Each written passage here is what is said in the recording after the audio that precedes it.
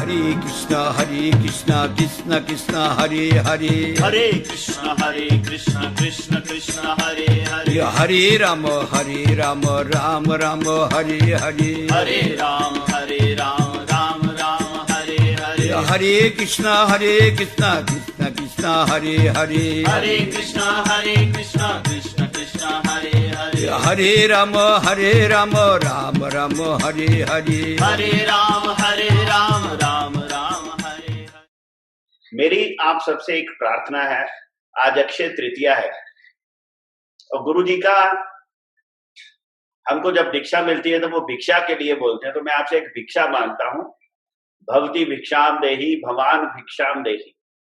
जितने मेरे गुरु भाई बहन छोटे बड़े सबसे मैं एक भिक्षा प्रार्थना करता हूं, वो ये है कि इस गुरु कथा कीर्तन का ज्यादा से ज्यादा लोगों को मैसेज दें। यही आपकी सबसे बड़ी कंट्रीब्यूशन। हमारा जो वीडियो आता है यूट्यूब पे वो हम शेयर करते हैं, तो आप सब अपने अपने फेसबुक पेज पे दूसरे मित्रों को सब जगह भेजें, मैसेंजर से भेजें, व्हाट्सएप से भेजें, ट्विटर से भेजें। लोगों का मंगल होगा। हमारे गुरु महाराज जी के बारे में जब लोगों का परिचय होगा, जैसे कि मुझे कई भक्त लोग कह रहे हैं, आज भी एक फोन आया था कि कल हमें जो बातें सुनने को मिली वो हमने पहले कभी नहीं सुनी, परसों हमने जो बातें सुनी वो पहले कभी सुनी ही नहीं। तो हमारे अपने गुरु भाइयों का ये हाल है, तो बाकियों का क्या होगा। कल आपको याद है हमारे कुलदीप प्रभु जी ने उनकी यायावर महाराज जी की बात सुनाई कि महाराज जी ने क्या देखा, एक जवान लड़का स्नेक बाइट से मर गया। तो महाराज जी कहते रुक जाओ, अभी इसका अंतिम संस्कार नहीं करना, मैं इसको कोशिश करता हूं। तो उन्होंने भागवत से वो प्रसंग पढ़ा, कालिय नाग नथैया, और लड़का जीवित हो गया। आज इस कोरोना वायरस ने सारी दुनिया को स्नेक बाइट कर दी हुई है, सब लोग अचेत हो चुके हैं। अब इसमें कौन जागेगा, कौन बचेगा, वो वही जानते हैं। गुरु कथा कीर्तन श्रवण करने वाले ही इसमें से उठ सकते हैं, जैसे यायावर महाराज ने उठा दिया था। वही बचने का एक उपाय है। कोई साइंस नहीं हमें बचा रही, कोई वैक्सीनेशन नहीं बन रहा, कोई कुछ नहीं हो रहा। 3 मई के बाद कहते हैं कहीं कहीं पे खोलेंगे, कुछ करेंगे, पता ही नहीं चल रहा है अभी कब तक चलेगा, कब स्कूल खोलेंगे, कब क्या होगा। तो मेरे कहने का मतलब है, सारी दुनिया को snake bite of corona virus हो चुका है। ऐसी सिचुएशन में सबको ये गुरु महिमा बताइए। हम तो शिष्य होके भी कुछ कर नहीं पाए, लेकिन हमारे जो श्रेष्ठ वैष्णव लोग हैं गुरु जी के बारे में इतना बता रहे हैं। अब देखो, कल हमारे परम पूज्य श्री विष्णु दैवत महाराज ने जशना से क्या क्या बातें कही, जिसको हमारे कुलदीप प्रभु जी ने भी बताया कि महाराज जी कह रहे हैं कि गुरु सेवा छोड़कर कोई संस्कृत शिक्षा करे, ये करे, वो करे, उसका कोई लाभ नहीं होगा, नरक में जाएगा। तो गुरु सेवा क्या हमने तो की नहीं कभी। अक्षय तृतीया पे भी क्या सेवा कर सकते हैं, क्या ध्यान दे सकते हैं। हम गुरु महिमा कीर्तन में गुरु महाराज जी के सैनिक बन जाए, क्यों नहीं अपना समय इस पे लगाएं।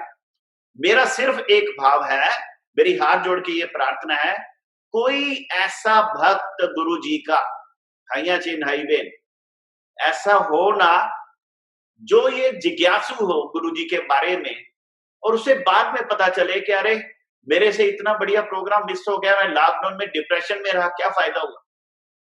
तो मेरी आप सबसे ये अपेक्षा है, इस अक्षय तृतीया को इस गुरु कथा के प्रोग्राम के बारे में आप फोन करके पर्सनली सबको बताएं, सबको गाइड करें। देखिए, जगन्नाथपुरी से मैं कब से उनको फोन कर रहा था, वो मेरी बात विजय लांबा ने उनको समझाई कैसे जूम डाउनलोड करना है, कैसे कनेक्ट करना है। 2 दिन वो ट्राई करते रहे। आज महाराज जी ने, परमार्थी महाराज ने गुरु जी की महिमा कीर्तन किया और क्या बोला, जो लोग हमारे गुरु महाराज जी के द्वारा श्रवण करेंगे, उनके बारे में श्रवण करेंगे, उनका अवश्य मंगल होगा। अगर हम अपना भी मंगल चाहते हैं और दूसरों का भी मंगल चाहते हैं, तो इसी उद्योग में हम लग जाएं। स्मदीय गुरुपाद पद्म नित्य लीला प्रविष्ट ओम विष्णुपाद स्तोत्र भक्ति द्वैत माधव गोस्वामी महाराज पाद में प्रणत और की कृपा प्रार्थना कर रहा हूँ। अभिन्न गुरु गुरु नित्य लीला विष्ट ओम विष्णुपाद स्तोत्र श्रीमद भक्ति वल्लभ तीर्थ गोस्वामी महाराज पाद पद्म में प्रणत होकर उसका वही की कृपा प्रार्थना कर रहा हूँ। वर्तमान श्री चैतन्य गौड़ी मठेर आचार्य अध्यक्ष ओम विष्णुपाद स्तोत्र श्रीमद भक्ति भूषण भागवत महाराज पाद पद्म में प्रणत उसका वही की कृपा प्रार्थना कर रहा हूँ। आज मेरा पास होती शुभ दिन, क्योंकि वैष्णव लोग हमको आदेश किया पूज्यपाद महाराज जी के बारे में कुछ बोलने के लिए, इसलिए वैष्णव लोग हमको मौका दिया महाराज जी का गुणों कथा कीर्तन करने के लिए। चैतन्य में है वीर गुणगान पुरीले जीवे त्राण। आज महाराज जी का जो गुणों कथा तो अनंत, जैसे भगवान का गुणों कथा अनंत, भक्त भावी गुणों कथा अनंत, लेकिन भक्त कौन है कैसे पहचानेगा, कौन साधु कैसे पहचानेगा? इसलिए गुरुदेव नित्य लीला प्रविष्ट विष्णुपाद स्तोत्र श्रीमद भक्त माधव स्वामी महाराज जब अସୁস্থ लीला किया था, तब हम लोग को सबको बुलाया, सब शिष्य लोग को बुलाया। बुलाने का बाद गुरु जी हम लोग को बोल दिया, तुम लोग का कोई चिंता नहीं है, हम तीर्थ महाराज को आके दिया। तीर्थ महाराज साधु लोग, उसका कथा सुनने से तुम लोग का मंगल होगा। तुम लोग हर रोज आकर महाराज जी का मुखर बिंदु से भगवान का गुण कथा श्रवण कीर्तन करेगा। श्रवण कीर्तन करने से तुम लोग का जरूर मंगल होगा। ये बारे में गुरु जी एक दिन बोला नहीं, 2 दिन बोला नहीं, बहुत दिन अपन सभा में सबको साथ में बोला।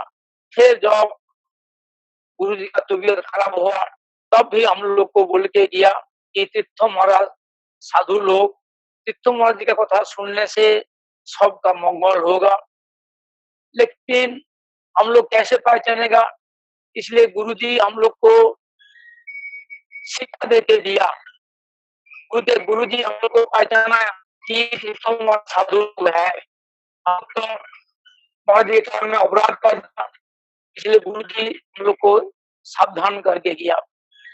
तो महाराज जी का गुणवत्ता अनंत, जैसे साधु का लक्षण का हिसाब से भागवत में भगवान कपिल देव माता देवहूति को बताया कि साधु का क्या क्या गुण होना चाहिए।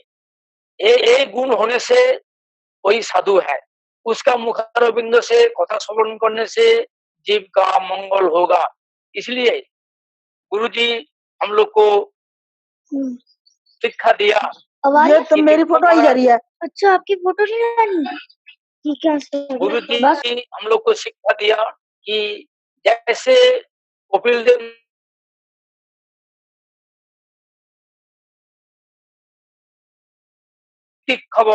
करुणिका श्रीद सर्वदेही नाम अजात शत्रव शांता साधव साधु भूषणा मज्जननेन भावेन भक्ति कुर्वन्ति जे मत्कृते तत्त कर्माणो तस्त सर्वजन बान्धव मदाश्रया कथामिष्टा सिन्नन्ति अध्ययन्ति च तपन्ति विविधास्तपा नैतान् चेतस तयते साधव सिद्धि सर्वसंग विवर्जिता संगस्ते सतते पार्थ संग दोष हराहिते। गुरु जी हम लोग को जो साधु का गुण है, सारा गुण पूज्यपाद तीर्थ महाराज में विराजमान। इसलिए महाराज जी का सेवा करने के लिए हमको एक मौका मिला था। तो महाराज जी रथ यात्रा में पुरी में आया था। पुरी में वो टाइम में महाराज जी का घर में एक बंदर घुस गया, तो महाराज जी डर गिर गया था। तो महाराज जी कमर में चोट लगा, जब चोट लगा, यहाँ का जो डॉक्टर है जो मेडिसिन दिया उसमें ठीक हुआ नहीं, फिर कलकत्ता में हम लोग लेके गया, लेकर वहां पर बड़ा डॉक्टर दिखाया। और डॉक्टर देखा, एक्सरे फिक्सरे सब कुछ किया। डॉक्टर बोला कि आपको कुछ इंजेक्शन लेने पड़ेगा। तो महाराज जी बोला मेडिसिन में हो जाएगा तो ठीक है, इंजेक्शन लेने के लिए मेरा डर लगता है। नहीं, डॉक्टर बोला ना, इंजेक्शन लेना ही पड़ेगा। तो महाराज जी हमको फोन किया, मेरा नाम था विष्णुचरण प्रभु। महाराज जी हमको बुलाया, विष्णुचरण प्रभु डॉक्टर के पास गया था, लेकिन डॉक्टर बोला हमको इंजेक्शन लेने पड़ेगा, लेकिन आप देगा तो हम लेगा इंजेक्शन, नहीं तो हम नहीं लेगा। इसलिए इससे पहले जब भारती महाराज असुस्थ हुआ था, भारती महाराज को हम इंजेक्शन दिया था। इसलिए भारती महाराज मेरा बारे में महाराज जी को बोला, कुछ बोला कि विष्णुचरण का हाथ बहुत अच्छा है। इसलिए महाराज जी हमको फोन करके बुलाया। हम गया शाम को, जाने के बाद महाराज जी बोला कि हमको ये इंजेक्शन लेने पड़ता है, हम ठीक है कल से आएगा। इसलिए महाराज जी जो 10-12 इंजेक्शन देना था, डॉक्टर बोला प्रिस्क्राइब किया, वो हम देने के लिए महाराज जी हमको सेवा का मौका दिया था। आज महाराज जी नहीं है, लेकिन जो प्रीति, जो स्नेह आज हमको याद आ रहा है। महाराज जी जब प्रचार में जाएगा बाहर में, तो हमको जरूर फोन करके बोलेगा आज लुधियाना में है, आज चंडीगढ़ में है, आज यहाँ सभा किया, वहां सभा किया, ये बारे में पता हुआ। इसलिए महाराज जी हमको बहुत प्यार किया था। तो महाराज जी जब आचार्य गुरु जी सब गुरु भाई को बुलाया, तब सब गुरु भाई सिद्धौर महाराज जी, बन महाराज जी, केशव महाराज जी, सब लोग बोल दिया। भक्ति प्रमोद पुरी गोस्वामी महाराज जी, सब लोग बोला कि आपका पास तो साधु है, ये बारे में आप क्या सोच रहा है? गुण समन्वित जो तीर्थ महाराज को आप आदर करके जाइए। गुरु जी भी हमको, हम लोग को बोल के दिया कि हम तो कुछ प्रचार किया नहीं, लेकिन हम जो प्रचार किया हमसे ज्यादा प्रचार करेगा महाराज।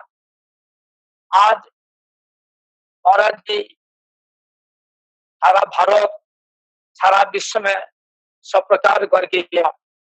और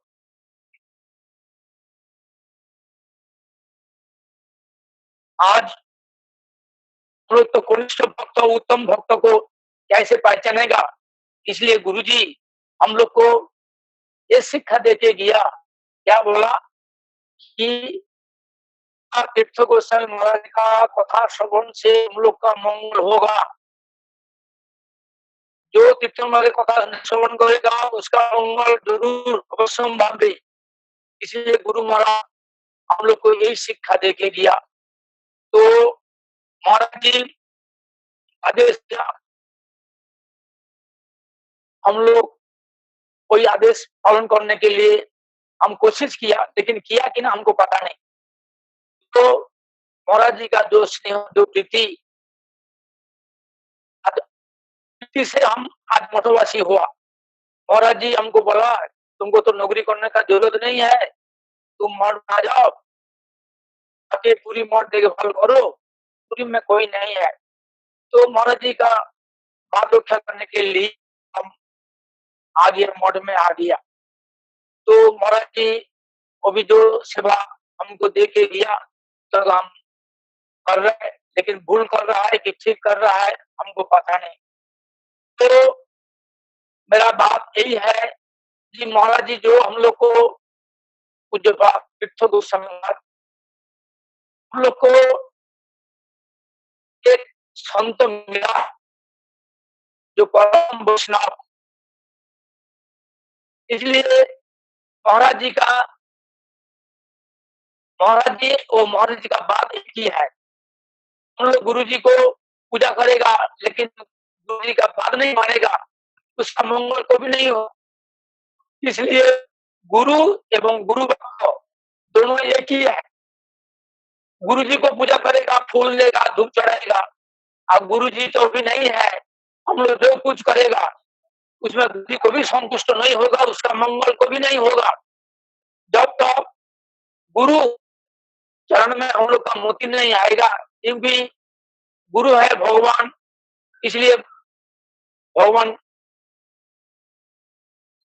कौन है, गुरु कौन है, आचार्य मंग विजान है, अर्थात भगवान ही गुरु धर के अभिभूत होता है हम लोग का भावी बौद्ध जीव को उद्धार करने के लिए।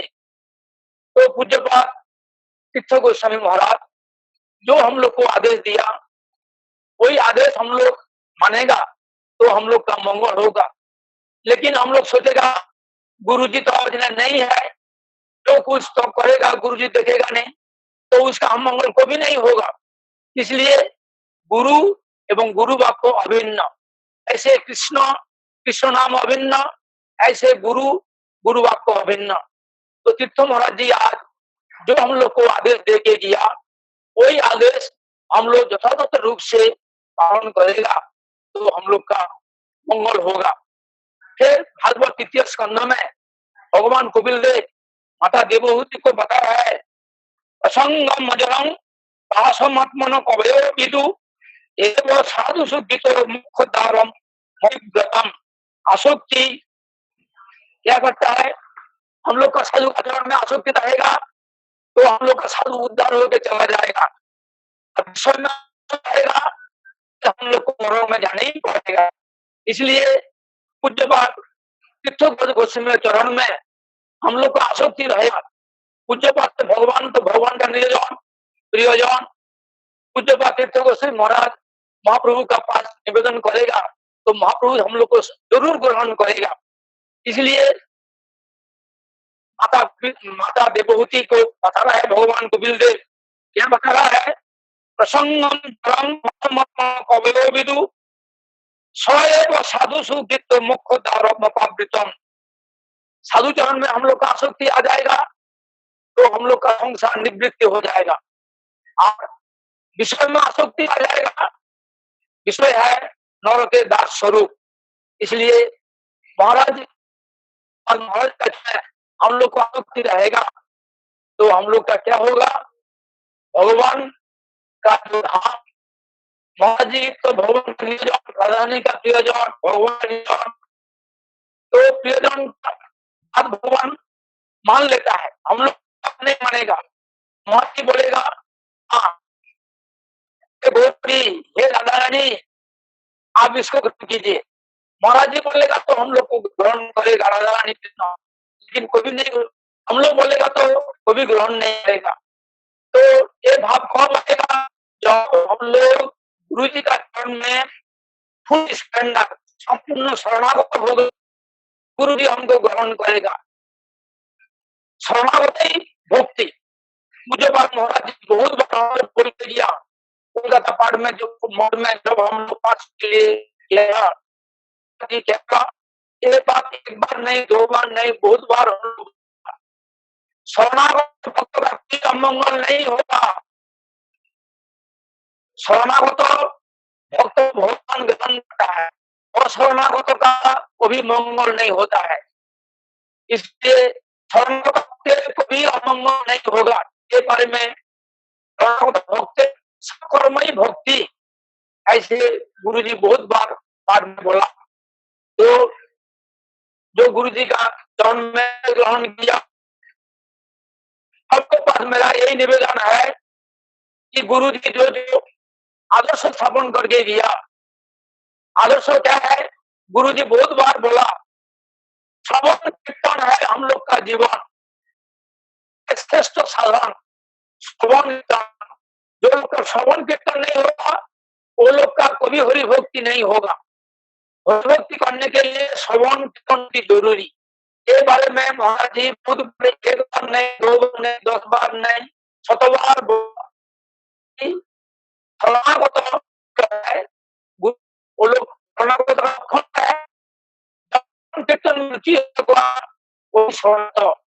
जैसे भागवत अष्टम स्कंद में गजेंद्र बता रहा है,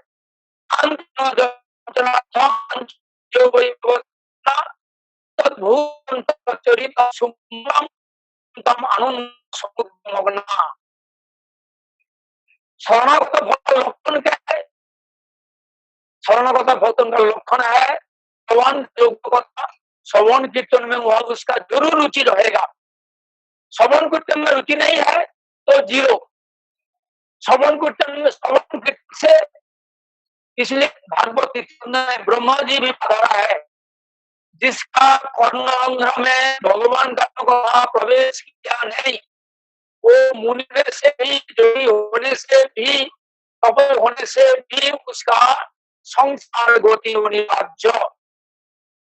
ये महाराज जी लोग को शिक्षा है कि भगवान का गुणगाथा श्रवण, भगवान का गुणगाथा कैसे श्रवण करें? जो भगवान का निवेदन का जो साधु का लक्षण हम बोल दिया, साधु का मुखर से हम लोग का भगवान का गुणगाथा श्रवण कीर्तन करेगा तो हम लोग संसार से उद्धार होगा। इसलिए पूज्यपाद महाराज जी कोलकाता पाठ में बहुत दफे बोला श्रवण कीर्तन है श्रेष्ठ साधन। एक बार क्या हुआ, महाराज जी जो सेवक का नाम तो हम नहीं बोलेगा, महाराज जी का जो सेवक था पहले, वो महाराज जी सेवा करता है लेकिन कभी कीर्तन में आता नहीं, पाठ में आता नहीं। इसलिए महाराज जी उसको बहुत डांटा, तुम श्रवण कीर्तन में नहीं क्यों, पाठ में आता क्यों, कीर्तन में नहीं क्यों, तुमका हाथ जो हम खा रहा है वो जहर है, जहर। इसलिए महाराज जी अपना आचरण करके सिख करके गया कि श्रवण कीर्तन से भगवत प्राप्ति होता है। जब तक हम लोग श्रवण कीर्तन नहीं करेगा तब हम लोग का भगवत चरण है को भी आसक्ति नहीं होगा, और जब तक श्रवण कीर्तन नहीं करेगा तब तक संसार गति हमको नहीं होगा। इसलिए ब्रह्मा जी भी बता रहा है, माता विभूति को भगवान कपिल देव को एक ही बता रहा है कि भगवान का जो अनंत लीला, भजेंद्र भी वही एक ही बात बता रहा है कि अत्यद्भुतम चरितम सुमंगलम, भगवान का चरित्र कथा अति अद्भुत चरित्र कथा, जो लोग आनंद समुद्र में डूब जाता है। हम लोग को तो सुनते सुनते नींद आता है। भगवान का जो प्रियतम भक्त एकांत भक्त का लक्षण क्या है?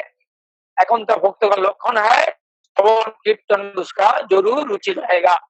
इसलिए महाराज जी ये बारे में बहुत हम लोग को शिक्षा दिया कि जब तक हम लोग श्रवण कीर्तन नहीं करेगा तब तक भगवान का चरण में हम लोग का मोती गति नहीं होगा।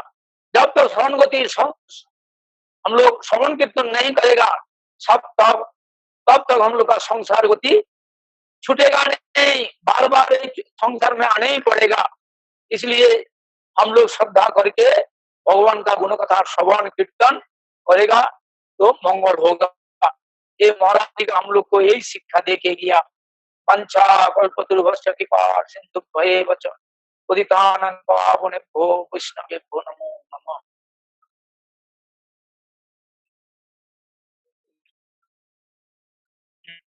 बहुत बहुत धन्यवाद महाराज जी आपका। अभी हम हमारे जगन्नाथपुरी श्री चैतन्य गौड़ीय मठ, प्रभुपाद जी के जन्म स्थान, हमारे श्री चैतन्य गौड़ीय मठ के जो मठ इंचार्ज हैं जगन्नाथपुरी के, परम पूजनीय श्री भक्ति विवेक परमार्थी महाराज का श्रवण कर रहे थे। महाराज जी का मुझे लगता है कनेक्शन थोड़ा कमजोर था, इसलिए आवाज थोड़ा क्लियर नहीं आया। तो ब्रीफली जो गुरुजी महाराज जी ने कहा, वैसे तो हमारे प्रहलाद प्रभु पंकज धल जी इंग्लिश ट्रांसलेशन कर रहे हैं, लेकिन मैं ब्रीफली हिंदी में बात कर लेता हूं। महाराज जी ने शुरू किया कि हमारे गुरु महाराज जी के साथ उनका बहुत शुरू से स्नेह संबंध रहा और इसलिए बहुत सारी बातें उनको याद हैं गुरु महाराज जी के साथ। कहते रथ यात्रा में गुरुजी जगन्नाथपुरी आए, पुरानी बात है, तो उनके कमरे में एक बंदर घुस गया, तो एक छोटा सा इंसिडेंट हुआ। गुरु महाराज जी को कुछ दिनों के लिए डॉक्टर ने रेस्ट और दवाई एडवाइस की। कहते इंजेक्शन लगाने के लिए गुरु महाराज जी ने मुझे कहा, क्योंकि इससे पहले मैं परम पूज्य पाद श्री भारती गोस्वामी महाराज जी को भी सेवा कर चुका था इंजेक्शन वाली, तो उन्होंने महाराज जी को बताया था कि ये बड़ा अच्छा सफाई से काम करते हैं। तो महाराज जी ने मुझे बुलाया और मैंने महाराज जी की सेवा की। उसके बाद कहते महाराज जी मुझे इतना प्यार करते कि कभी पंजाब में उनका प्रोग्राम होता तो मुझे फोन करते कि अभी मैं लुधियाना में आया हूँ, यहाँ प्रचार हो रहा है, अभी मैं चंडीगढ़ में हूँ। तो बड़ा स्नेह गुरु जी का बताया उन्होंने। कहते 1979 जब गुरु महाराज जी ने जाना था, परम गुरु जी की बात कर रहे हैं, तो उससे पहले कई बार परम गुरु महाराज ने इसको अनाउंस कर दिया था, तो हम नियुक्त कर रहे हैं हमारे बाद हमारे गुरु जी का नाम लिखा परम गुरु जी ने, और ये कहा कि मेरे बाद जो आचार्य होगा वो हमसे ज्यादा प्रचार करेगा। ये परम गुरु जी की वाणी। और कहते बहुत दिन सबको परम गुरु जी ये बात समझाते रहे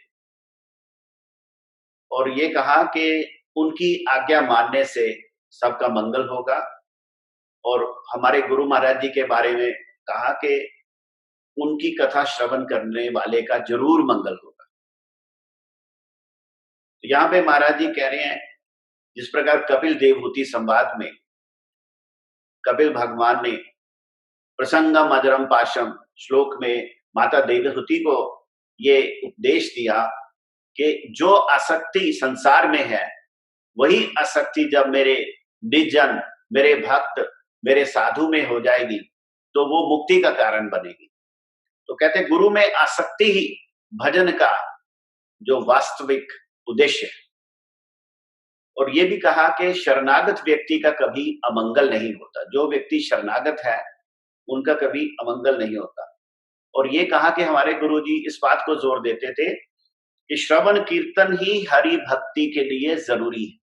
श्रवण कीर्तन भक्ति हरि भक्ति के लिए बहुत जरूरी है। और ब्रह्मा जी का उन्होंने बताया कि कर्ण रंध्र में जब तक हरि कथा प्रवेश नहीं होती तब तक व्यक्ति का संसार से मुक्ति का द्वार नहीं खुलता। उन्होंने एग्जाम्पल दी कि गुरु महाराज जी का एक सेवक था जो बाकी तो सेवा करता था लेकिन हरि कथा में इंटरेस्टेड नहीं था, हरि कथा में बैठता नहीं था। तब गुरु महाराज ने उसको बताया कि ये करने से तुम टिक नहीं पाओगे। तो वहां पे हमारे परमार्थी महाराज ने बड़ी सारी बातें बताई और ये बताया कि किसी के अंदर अगर भक्ति है तो उसका लक्षण होगा कि उसकी हरि कथा श्रवण में रुचि हो। तो इस प्रकार हमारे परमार्थी महाराज जी जो कि जगन्नाथपुरी में मठ इंचार्ज हैं, हमारी गवर्निंग बॉडी के सदस्य हैं, हमारे गुरुवर्ग हैं, हमारे शिक्षा गुरु हैं। 3 दिन से मैं ट्राई कर रहा था, उनसे कनेक्ट नहीं हो पा रहा था। आज जैसे प्रकार से भगवान की जगन्नाथ जी की कृपा हुई और आज ही जगन्नाथ जी की चंदन यात्रा प्रारंभ हुई। हम सब लोगों को जगन्नाथपुरी और वो भी प्रभुपाद जी के धाम, उनके जन्म स्थान पुरी में जाने का सौभाग्य मिला। वहां से हमको हमारे परमार्थी महाराज जी ने कथा सुनाई, तो बड़ा सौभाग्य है। इससे बड़ी बात क्या हो सकती है। मेरे को एक फोन आया, कहते लॉकडाउन कैसा चल रहा है। मैंने कहा लोगों का लॉकडाउन है, हमारा तो लॉकअप है। ये गुरु जी की विशेष कृपा है। इसलिए अभी मैं आपको ले चलता हूं हमारे चंडीगढ़, जहां पे हमारे परम आदरणीय श्रीपाद कृष्णानंद प्रभु जी अपने उस प्रसंग को आगे बढ़ाएंगे। श्री कुलदीप जी चंडीगढ़ से। ओम ज्ञानतिमिरान्धस्य ज्ञानाञ्जनशलाकया चक्षुरुन्मीलितं येन तस्मै श्री गुरुवे नमः। वाञ्छाकल्पतरुभ्यश्च कृपा सिन्धुभ्येव च पतितानां पावनेभ्यो वैष्णवेभ्यो नमो नमः। नमो महावदन्याय कृष्ण प्रेम प्रदायते कृष्णाय कृष्ण चैतन्य नामिने गौरत्विषे नमः। तप्त कांचन गौरांगी राधे वृंदावनेश्वरी वृषभानुसुते देवी प्रणमामि हरि प्रिये।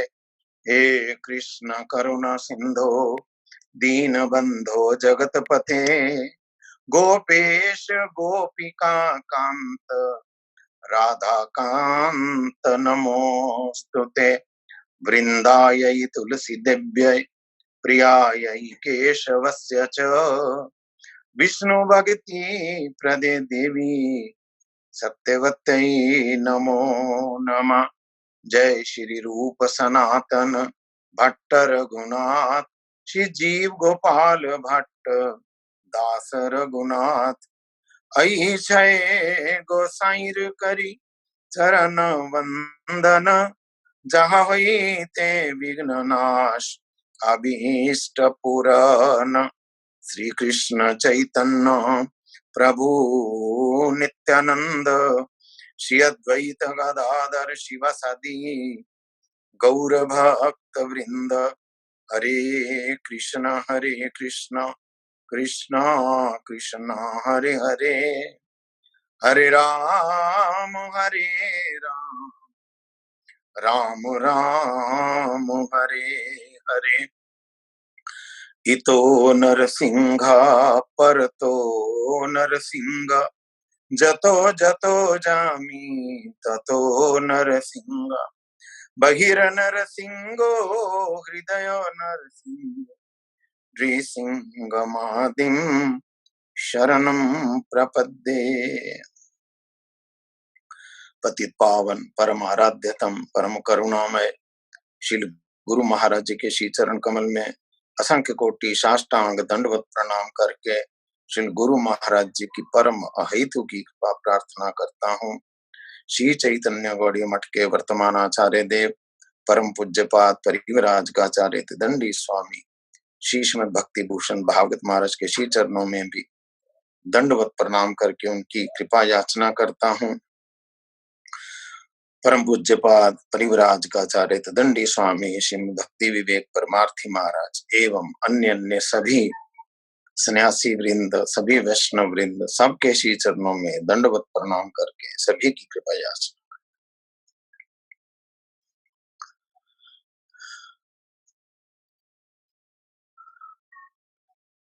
आज बड़ी ही मंगलमय तिथि है। इस मंगलमय तिथि में परम आराध्य गुरु महाराज जी की विशेष कृपा से मुझे गुरु जी के चरणों में रहने का भी सौभाग्य हुआ।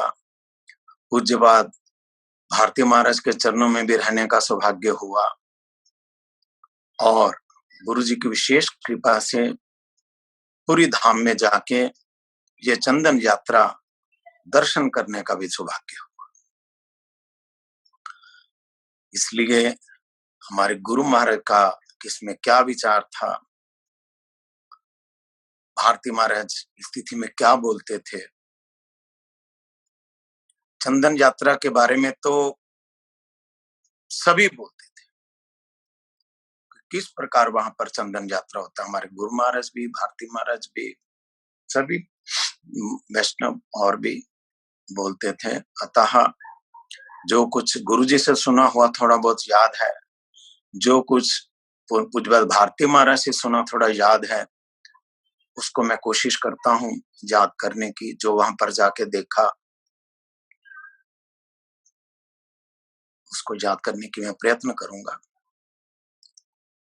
हमारे गुरु महाराज एक बार दिल्ली में थे हमारे मठ में, तब अक्षय तृतीया आई तो गुरुजी ने वहां हरि कथा प्रवेशन की, और मुझे सन याद नहीं है गुरुजी का, और भारती महाराज का सन मुझे याद है 2011 में। उस बार भारती महाराज मानसा में थे तो मैं वहां गया अक्षय तृतीया में, तो वहां पर उन्होंने भी अक्षय तृतीया के बारे में सारा प्रवेशन किया। कल जैसा बता रहे थे गुरुजी का लिखा हुआ, हमारे गुरु महाराज का विचार अक्षय तृतीया के बारे में, वो तो चंदन यात्रा के बारे में वो तो है, बोलेंगे बाद में। उनका एक बात मुझे याद होती है, कहते जो ये शब्द है अक्षय तृतीया, तो अक्षय शब्द का क्या अर्थ होता है? अक्षय शब्द का अर्थ, अक्षय शब्द का अर्थ होता है जो कभी भी जिसका विनाश ना हो, कभी भी जिसका क्षय ना हो, उसको अक्षय बोलते हैं। तो बोला जाता है आमतौर पे, शास्त्र में भी है कि इस तिथि में अमुक काम करने से, अमुक काम करने से ये जो इसका फल होता है वो अक्षय हो जाता है। जो आज की शुभदा तिथि में हम करेंगे उसका फल अक्षय हो जाएगा। तो गुरु महाराज ने मुझे तो नहीं, कथा में बोला, गुरुजी ने कहा कि ध्यान से सोचिए आप, कोई एक युग में, कोई 2 युग में, कोई 4 युग में, जब प्रलय हो जाएगी अक्षर आके, जब प्रलय काल उपस्थित होगा, तो क्या जो चल रहा है, जो हम बोल रहे हैं कि इसका फल अक्षय होगा, प्रलय काल होने पे क्या वो अक्षय रहेगा? अक्षय रहेगा? तब सब लोग सुन रहे हैं गुरुजी की बात। तो प्रलय काल होने से जो अक्षय फल जिसको हम समझते हैं, वो भी प्रलय काल होने से, ब्रह्मा जी का जब एक दिन बीत जाएगा, फिर वो होगा, फिर होगा, फिर इस प्रकार 100 साल की उम्र होगी, अक्सर जब प्रलय होगी तो ये फल समाप्त हो जाएगा। जब समाप्त हो जाएगा तो उसको अक्षय नहीं बोला जा सकता। देर से समाप्त होगा ये ठीक है, चिरकालीन है, अक्षय नहीं हो सकता है। अक्षय केवल मात्र ओनली एक ही वस्तु है अक्षय। प्रलय कालीन होने पे भी, प्रलय होने से भी अक्षय कौन है? किसको अक्षय बोलते हैं? प्रलय होने से भी कौन रहता है? कौन रहता है? हम देखें जरा बिल्वा मंगल जी के शब्दों में, करार विंदेन पदार विंदम मुखार विंदे विनिवेशयन्तम वटस्य पत्रस्य पुटे शयानम बालम मुकुंदम मनसा स्मरामि। प्रलय होने पे कौन रहता है? वही बाल मुकुंद, वही कृष्ण, और कोई नहीं रहता।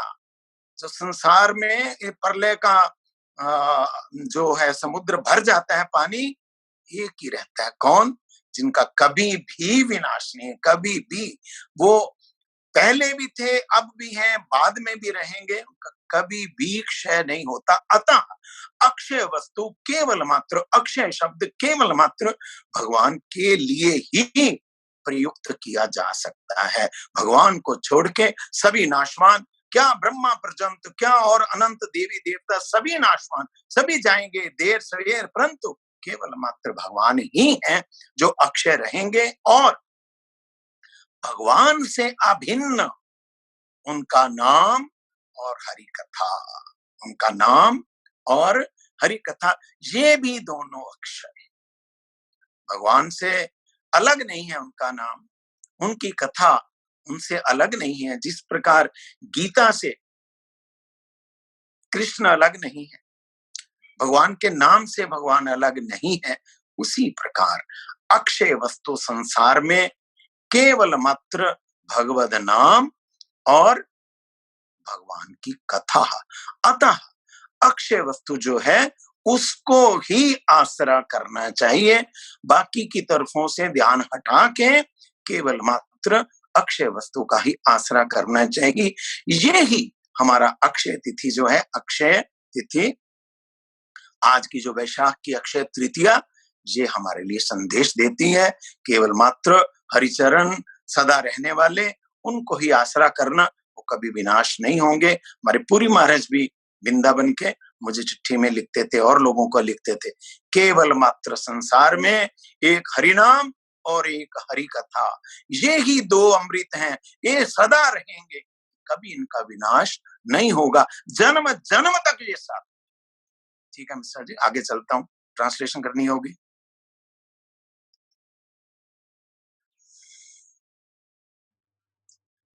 After our Param Pujya Paramaarthi Maharaj, now our Shri Krishnanand Prabhu from Chandigarh has started about the significance of today's very special Tithi, that is Akshay Tritiya. He mentioned that how he got opportunity to be with Guru Maharaj in Delhi Math, and also to be with our Param Pujya Srila Bharti Goswami Maharaj in 2011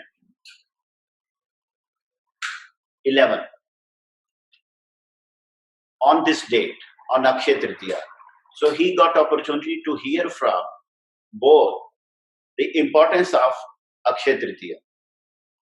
So he's saying that in Delhi Math, Guru Maharaj spoke about this city and he explained what is the meaning of Akshay, and that which will never cease to be, which will also remain even after Pralay, that is only Akshay.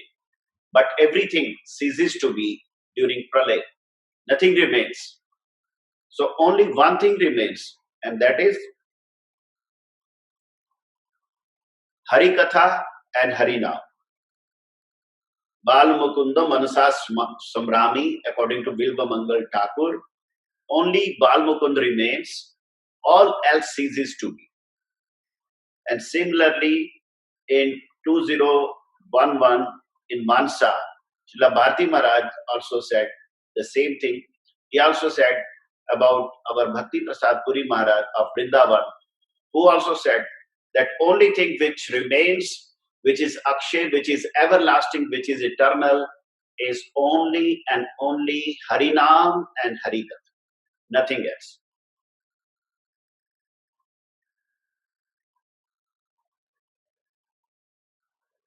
तिथि में, अक्षय तृतीया तिथि में, तो हमारे पंजाब में ये रिवाज नहीं है, लोग इस परंपरा से वाकिफ नहीं है कि ये जो महीना है वैशाख का, इसमें तुलसी को जलदान दिया जाता है, उन पर जलधारा दी जाती है। बड़ा शास्त्र में इसका महात्म लिखा है। तो गुरु महाराज ने पांडे प्रभु जी को ये बात कही, परम पूज्यपाद राम भजन पांडे जी। गुरु जी तो बड़ी मधुरता से कहते थे, कभी हुक्म तो देते नहीं थे कि यहाँ पर पंजाब में तो ऐसा रिवाज नहीं है, तो कल तो अक्षय तृतीया है, अक्षय तृतीया से तुलसी में जलदान करना होता है, तो यहाँ हो पाएगा क्या, हो सकता है क्या? पांडे जी बहुत व्यस्त थे, तो भी वो किसी तरह मार्केट में जाके एक वो तिपाई बना के ले आए, जिसके ऊपर में घड़ा रखा जाता है, घड़ा ले आए, छिद्र करा के और तुलसी के ऊपर उसको स्थापित किया। गुरु महाराज जब आए, देखा वो जलधारा को, गुरु जी अत्यंत संतुष्ट हुए इस बात से। मतलब ये है, ये गुरु जी की संतुष्टि ये दर्शाती है कि आज से जो तुलसी दान है, जलधारा है, तुलसी जी की विशेष कृपा प्राप्त करने के लिए ये भी हमको करनी चाहिए। ये गुरु जी की बात है।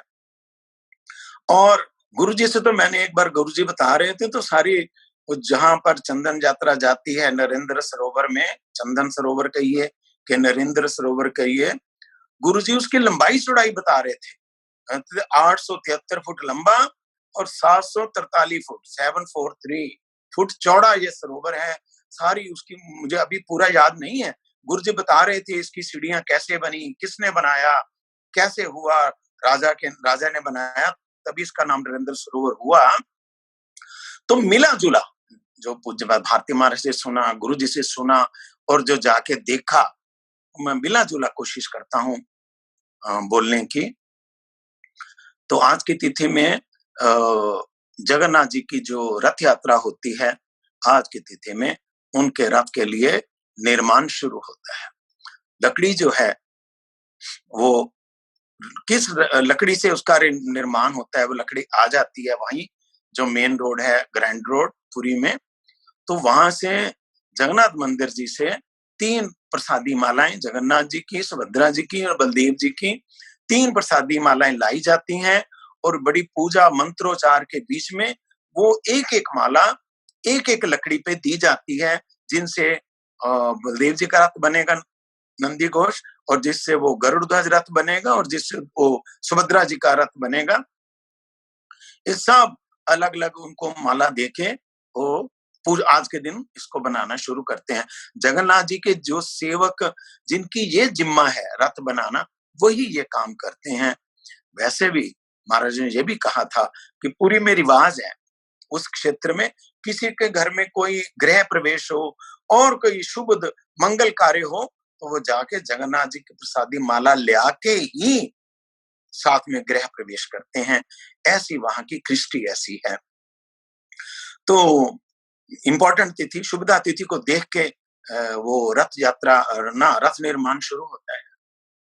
फिर इस दिन जगन्नाथ जी के जो प्रतिनिधि श्री मदन मोहन जी, रामकृष्ण, ये सब यात्रा करते हैं। मुझे देखने का मौका मिला, कई दिन वहां रहने का मौका मिला।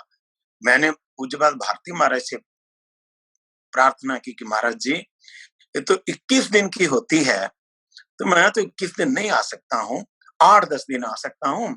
आप कृपा करके मुझे ये बताइए कि मुझे पहले 8-10 दिन आना चाहिए, कि बीच वाले आना चाहिए, कि लास्ट में आना चाहिए। तब मुझे उन्होंने बड़ी कृपा करके बताया, देखो तुमने पूछा तो मैं बोलता हूँ। कहते लास्ट में आना, लास्ट में आने से बहुत कुछ देखने को मिलेगा। ठीक है महाराज। तो श्रेष्ठ वैष्णव के संग में मुझे जाने का वहां पर अवसर मिला। तो इस तिथि में दोपहर के बाद लगभग 3-3:30 बजे, वैसे तो टाइम निश्चित नहीं है उनका कोई, उनकी इच्छा पे डिपेंड है, 3 भी बजेंगे, 4 भी बजेंगे, 5 भी बजेंगे, जो उनकी इच्छा, पर मोस्टली 3-3:30 बजे मदन मोहन जी, रामकृष्ण, लक्ष्मी जी, सरस्वती जी, ये जगन्नाथ मंदिर से आते हैं वहां नरेंद्र सरोवर जाने के लिए। उनके आने के पहले उनके आने के पहले, मंदिर से बाहर आने के पहले, जो पुरी के 5 शिव हैं, 5 शिव आप जानते ही हैं, सभी लोग जानते हैं। पुरी के जो मुख्य 5 शिव हैं, यमेश्वर और लोकनाथ जी और कपालेश्वर, मार्कंडेश्वर और नीलकंठेश्वर, ये जो 5 शिव हैं, ये अपनी अपनी पालकियों में सज के, बहुत सुंदर पालकियां होती हैं इनकी भी, उनको भी कंधे पे उठा के लाया जाता है। उनमें इन्हीं जो 5 शिव हैं, इनके अधिष्ठात्री विग्रह जो हैं, वो किसी के हाथ में शंख, डमरू, ऐसे त्रिशूल, सब अलग अलग है सबका। सुंदर पालकियों पे सज के, ऊपर में छत्र वगैरह लेके, वो सब जो है जगन्नाथ मंदिर में आ जाते हैं। जगन्नाथ मंदिर में जहां पर हमारे पतित पावन जगन्नाथ हैं, उसके आगे सीढ़ियां शुरू हो जाती हैं काशी विश्वनाथ मंदिर के साथ ही। वो सीढ़ियां टोटल 22 सीढ़ियां हैं टोटल। तो उनको उड़िया भाषा में 22 पावच बोला जाता है, 22 पावच। ये 22 पावच पे भी ग्रंथ लिखे हुए हैं महाराज, ग्रंथों का नाम ही 22 पावच। इतना इनका विस्तार से विश्लेषण किया गया है कि ये 22 पावच क्या है, इनका क्या महत्व है, क्यों ये 22 है, जो भी है उसमें अभी नहीं जाके। तो जो शिव आते हैं, 5 शिव, वो अपना अपना जो जो उनका अधिकार है, कोई तीसरी पावस पे, तीसरी सीढ़ी पे, कोई 5वीं सीढ़ी पे, कोई 7वीं सीढ़ी पे।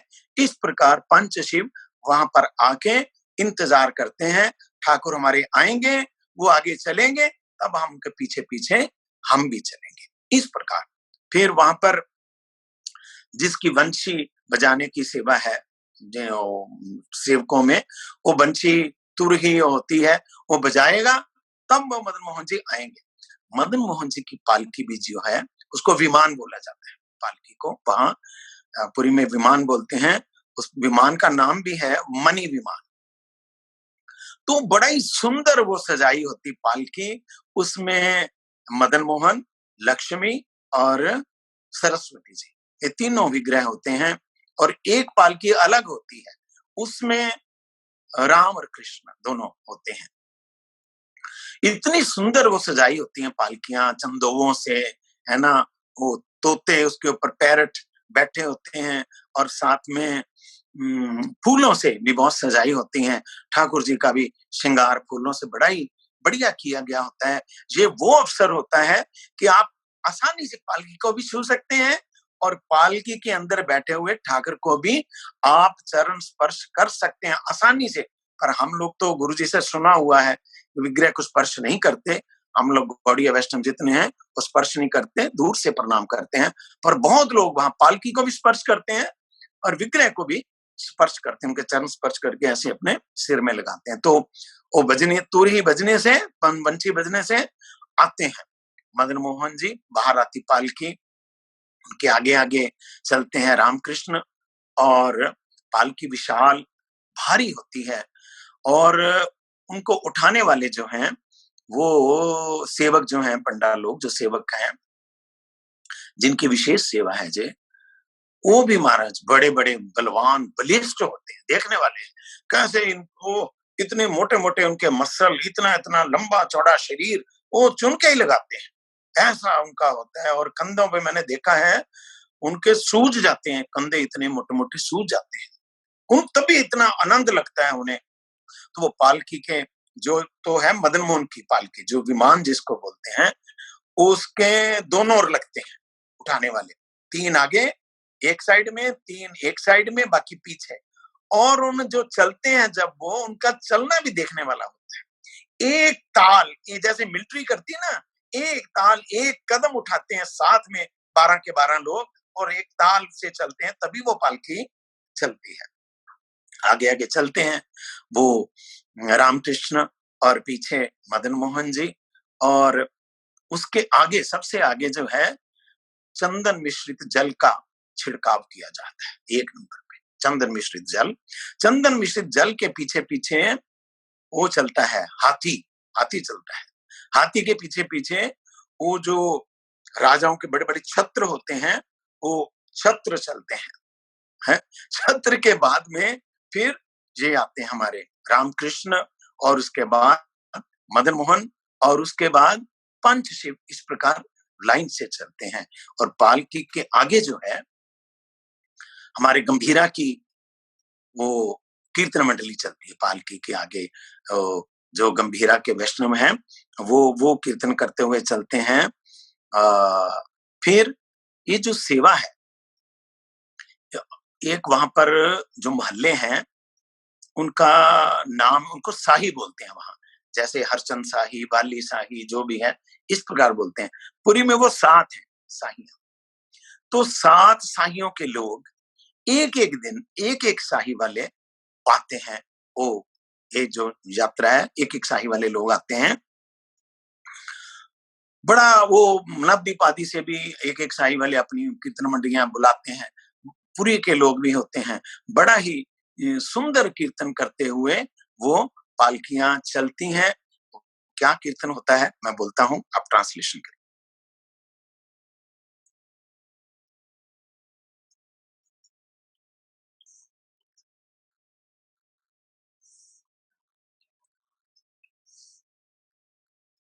So I don't think I can translate, but still I will try. It's very, very enchanting. It's taking us to Jagannath Puri Chandan Yatra. Prabhuji is saying, from this day, Akshaya Tritiya, the manufacturing of the chariots begins.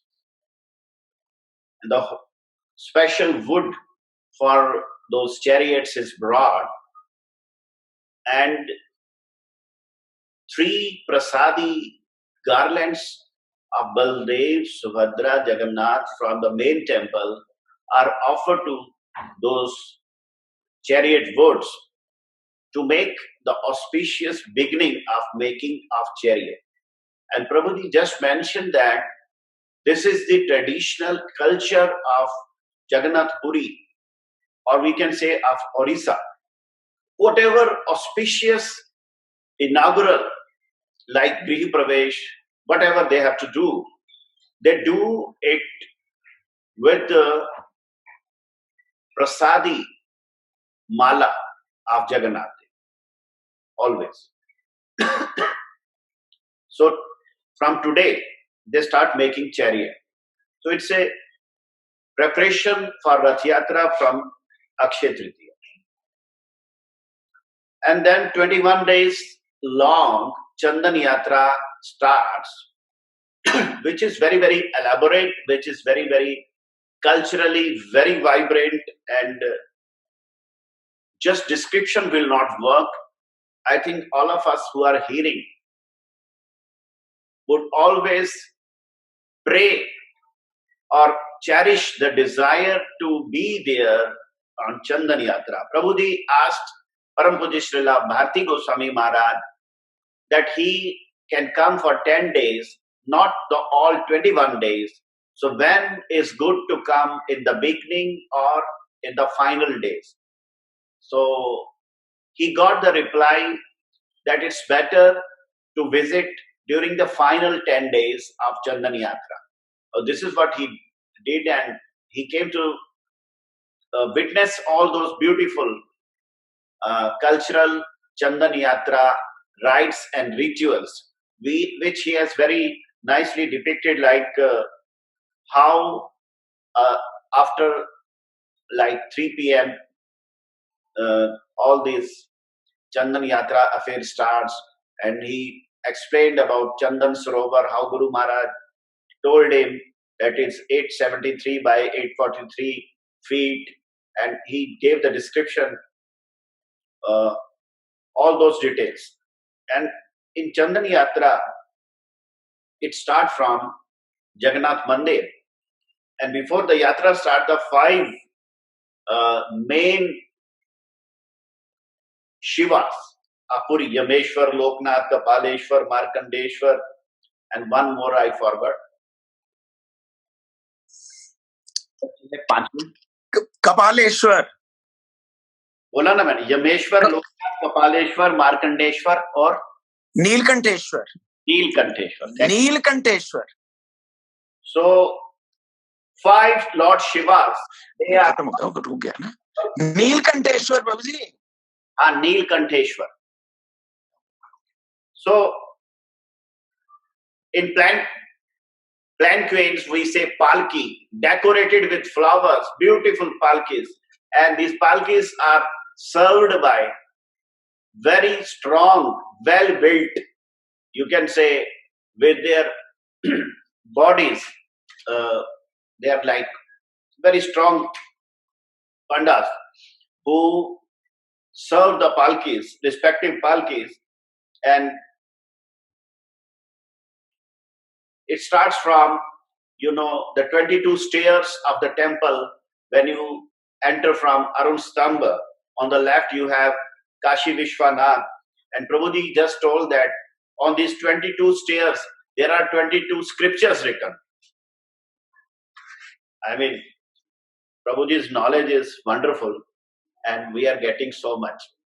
So he said the palanquin carrying Shri Madan Mohan, Lakshmi and Saraswati's names as Mani Viman. It's beautifully decorated.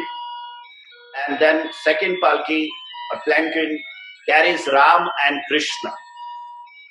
And people can touch palkis, they can touch the deities, And in Gaudiya Math tradition, we don't touch, so we do pranam from far away. So that is also our culture. So then these pandas, who are very, very strong men, they lift like 12 in one palanquin. They move in a very rhythmic speed. We can say tal kadam. And in front of the palanquin, people are they are throwing the sandal water, the flavored water, which is followed by a decorated elephant, and elephant is followed by chhatra like decorated umbrellas of kings, and then followed by Ram Krishna, Madan Mohan, and in the last are 5 Shivas, as Prabhuji mentioned. And Kirtan Mandali from Gambhira is leading, and different colonies or mohalla are known as Sahi. There are 60 colonies in Puri, and these people join one by one for Kirtan. Anji. वो बीच में net चला गया था, अभी बदला phone. खैर, वो जो जब चलती है यात्रा, ये मदन मोहन जी चलते हैं, मेरी आवाज आ रही? हाँ। अच्छा, तो जो आगे आगे गंभीरा की मंडली चलती है कीर्तन करते हुए, वो कीर्तन करते हैं, मुझे तो एक एक लाइन ही याद है सबकी, करते हैं मदन मोहन हरि, मदन मोहन नयन हरि, नाचे अमर गौर हरि, मदन मोहन नयन हरि, नाचे अमर गौर हरि।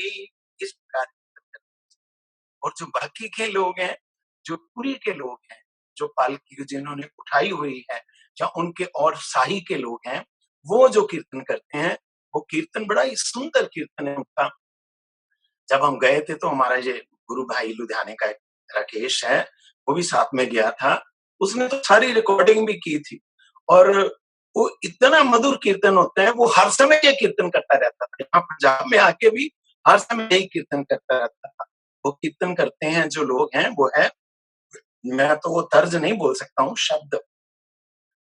विमाने गोविंद चले, मनी विमाने गोविंद चले, सखी देखो रे, राधा माधव विमान गोविंद चले, विमाने गोविंद चले। इस प्रकार कीर्तन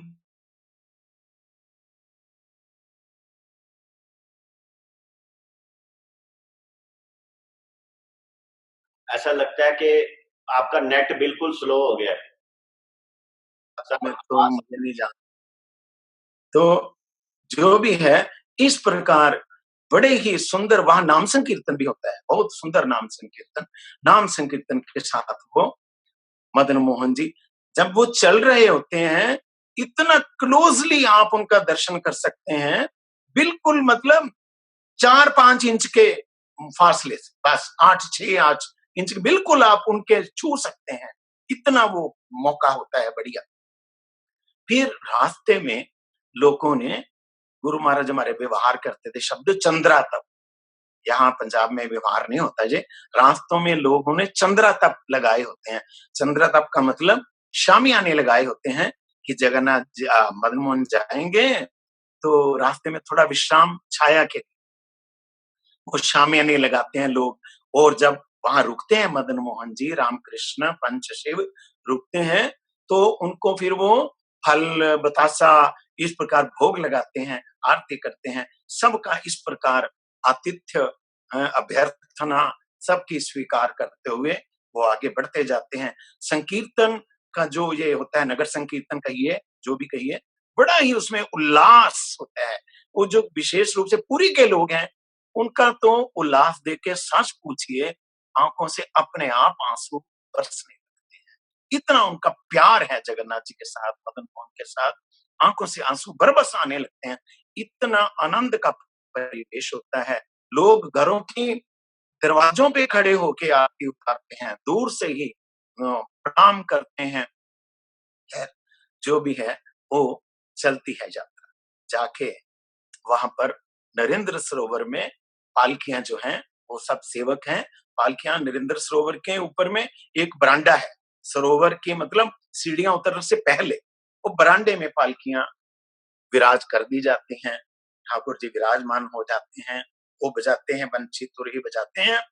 तो जो चंदन सरोवर के जो पंडा जी हैं वो फिर भगवान की अगवानी करने के लिए आते हैं, वो अभ्यर्थना करने के लिए आते हैं।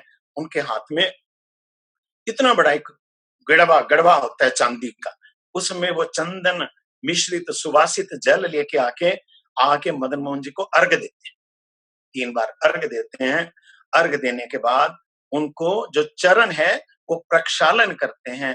प्रक्षालन करके वो चरणामृत आप आराम से ले सकते हैं। इस प्रकार वहां खुली जगह है, चरणामृत मिल सकता है। तो अगवानी करके बोलते आइए आइए, फिर वो उनको लेके अंदर में जाते हैं। तब वहां पर विहार होता है, नौका विहार। नौकों के बारे में भी क्या कहूं, इतनी बढ़िया सजाई हुई होती नौकें, हंस की शेप की। उनका जो मुख हंस की तरह होता है और पीछे इतना बढ़िया उन्होंने बनाया होता है, सिंहासन लगाया होता है, फूलों से सजाया होता है, चांदी का सिंहासन होता है, जिसमें 20-25 लोग तो आराम से आ जाते हैं, इतनी बड़ी नौका। उसमें सुकेर एक पंडाल बना के, फूलों का, कलियों का सुकेर पंडाल बना के उसमें मंच, वो सिंहासन पधराया होता है। ठाकुर जी उस पे विराजमान होते हैं। विराजमान होकर उनकी पूजा होती है, अगरू दिया जाता है, चामर डुलाया जाता है और वो प्रार्थना की जाती, महाराज अब चलिए, अब थोड़ा जल विहार कर लीजिए। तो वो कांसा की ध्वनि में, शंख की ध्वनि में, हुलू ध्वनि में वो भगवान जो है वो नौका विहार, वो चंदन सरोवर का पूरा एक चक्कर लगाते हैं। इसमें भी पहले दिन 1 चक्कर, दूसरे दिन 2, तीसरे दिन 3, चौथे दिन 4, इस प्रकार धीरे धीरे बढ़ते रहते हैं। और जो सेवा है, एक शाही के जो लोग हैं वो करते हैं। वो 7 शाही हैं, इसलिए उनको 3 बार मौका मिलता है, बार-बार 3 बार मौका मिल जाता है। वो ठाकुर जी की जो जिनके पास नाव की सेवा है, वो नाव की सेवा करते हैं। वो ठाकुर जी को घुमाते हैं पूरा। एक में रामकृष्ण पंचशिव और एक में मदन मोहन, लक्ष्मी जी और सरस्वती जी। मेरी कुछ भूल हो तो क्षमा करना, मुझे जितना याद है मैं उतना बोल रहा हूं। फिर जब वो उसमें बड़े सुंदर सुंदर फुहारे लगे होते हैं चंदन सरोवर में, भगवान बड़े आराम, जितनी देर वो करते हैं लोग सीढ़ियों पे बैठ के कीर्तन करते रहते हैं। भगवान का नाम कीर्तन होता ही रहता है, शंख करताल बजते रहते हैं, ढाक मृदंग भेरी बजते रहते हैं। वो आते हैं जब 1 चक्कर लगा के, तब उनको अंदर ले जाया जाता है। जो मंदिर है चंदन सरोवर के बीच में, जो मंदिर है वहां ले जाया जाता है। वहां पर कुआं है, उस कुएं के जल से वो स्नान आदि कराया जाता है। और 2 कुंड हैं, पत्थर के 2 बड़े-बड़े कुंड हैं। उन कुंडों में चंदन मिश्रित जल पहले से भर के रखा होता है। वो ठाकुर जी को यहाँ तक, एक गले तक उन डुबा देते हैं, उसमें गले तक डुबा देते हैं। फिर वो चंदन मिश्रित जल में कितनी देर रहेंगे ये वही जानते हैं। आधा घंटा, 1 घंटा, 2 घंटा, 2.5 घंटा, ये उनकी मर्जी पे ही है। उसके लिए कोई निश्चित समय नहीं है। वो एकदम जहां तक भीड़ तो होती है, जहां तक डुबा देते हैं। फिर जब उनकी इच्छा होती है मदन मोहन जी की, बाहर आते हैं, फिर उनको मार्जन करके इतना बढ़िया श्रृंगार किया जाता है, मैं क्या बताऊं मिश्रा जी, जहां तो हमारे उत्तर भारत में ऐसे फूल ही नहीं मिलते। इतने बढ़िया किस्म के फूल, सुवासित, सुगंधित, पूरी में सभी तरह के फूल इस्तेमाल नहीं करते हैं, गुलाब वगैरह और जो फूल हैं वो नहीं लेते हैं। वहीं के जो बढ़िया फूल हैं ये इस्तेमाल करते हैं। और 21 दिन में 21 प्रकार का श्रृंगार, अलग अलग श्रृंगार है। जैसे आज है पहले दिन, तो भगवान का नटवर वेश होगा, नटवर वेश। फिर बदलता जाएगा, कभी राजाधिराज, कभी गोवत्स हरण, कभी कृष्ण जन्म लीला, कभी रघुनाथ श्रृंगार, कभी चैतन्य श्रृंगार। इस प्रकार उनका श्रृंगार रोज बदलता है। बहुत ही बढ़िया देखने लायक श्रृंगार है। फूलों से भर देते हैं, मालाओं से। और ये सारी की सारी जो मुकुट वगैरह फूलों के हैं, ये सब जगन्नाथ वल्लभ उद्यान से आते हैं, उनकी सेवा है। जगन्नाथ वल्लभ उद्यान की सेवा तो वहां पर सजा के फिर ठाकुर जी पधरा देते हैं। वहीं पर रसोई होती है, नाना प्रकार की मिठाई वगैरह बनाई जाती है और बड़े सुंदर रूप से ठाकुर जी को वहां पर भोग लगाया जाता है। अब विराजमान हो गए, भोग लेते हैं, भोग प्रसाद भी मिल सकता है, प्रार्थना करें जगन्नाथ जी को तो मिल जाएगा। तो जो किनारा है, किनारे के ऊपर एक बहुत सुंदर स्टेज बनाई जाती है।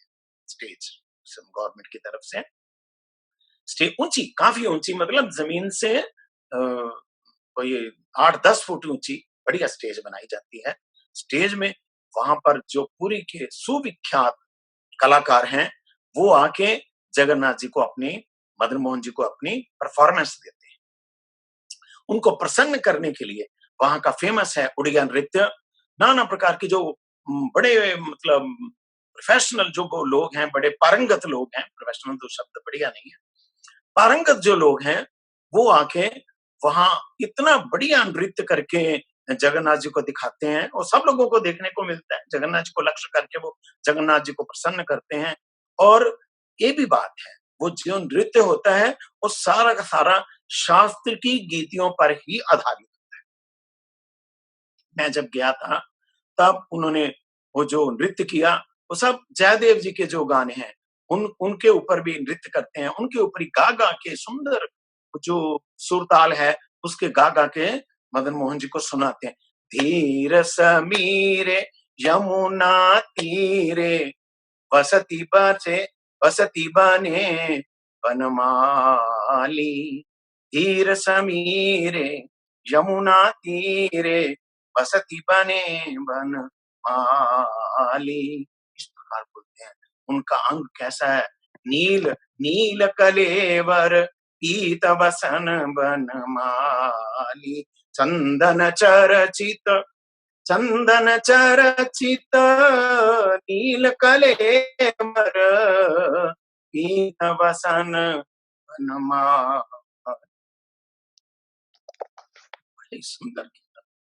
और शीत कमला कुछ मंडल मंडल,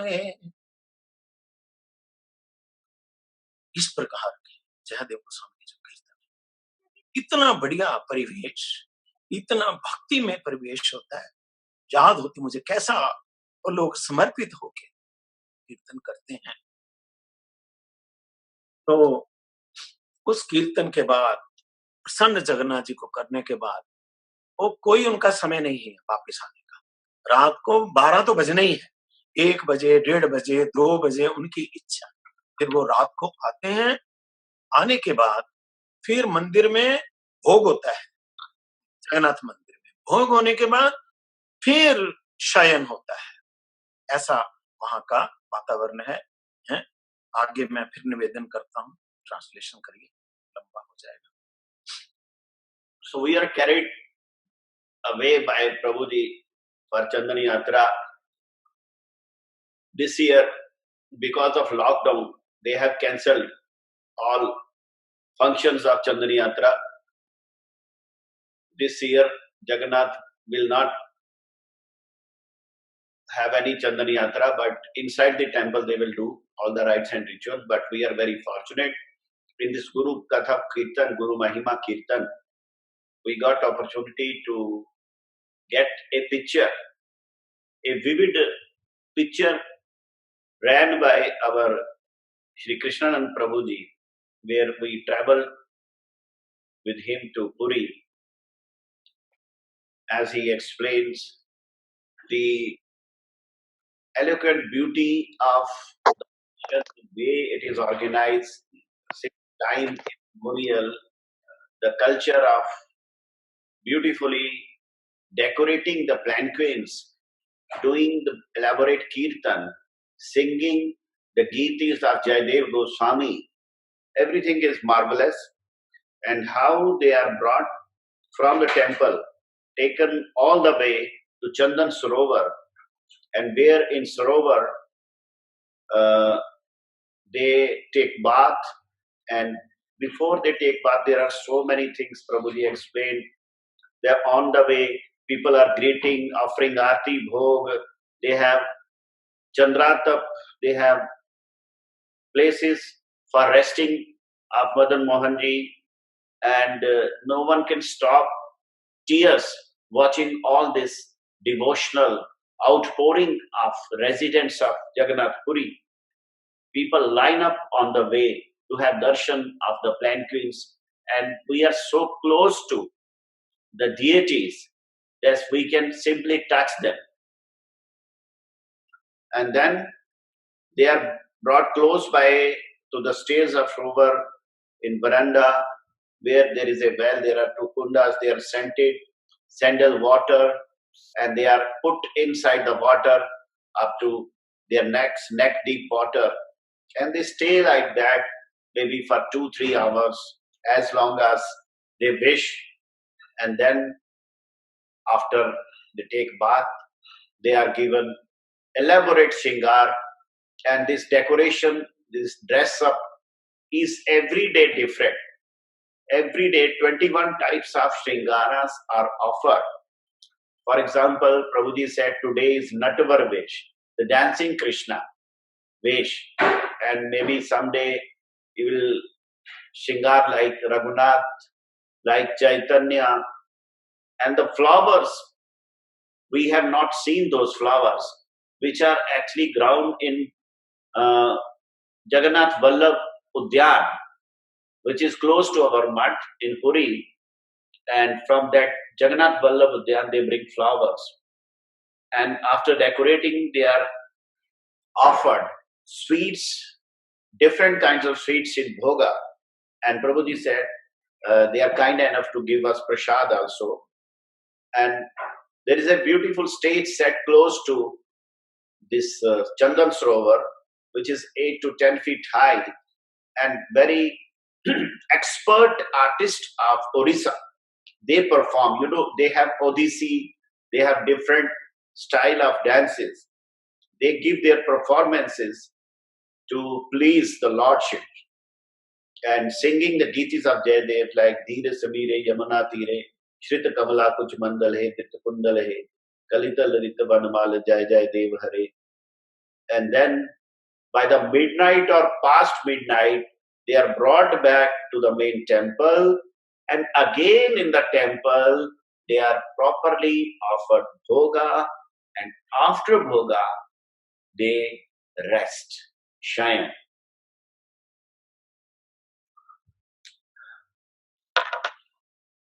इस दिन 20 दिन हो जाते हैं।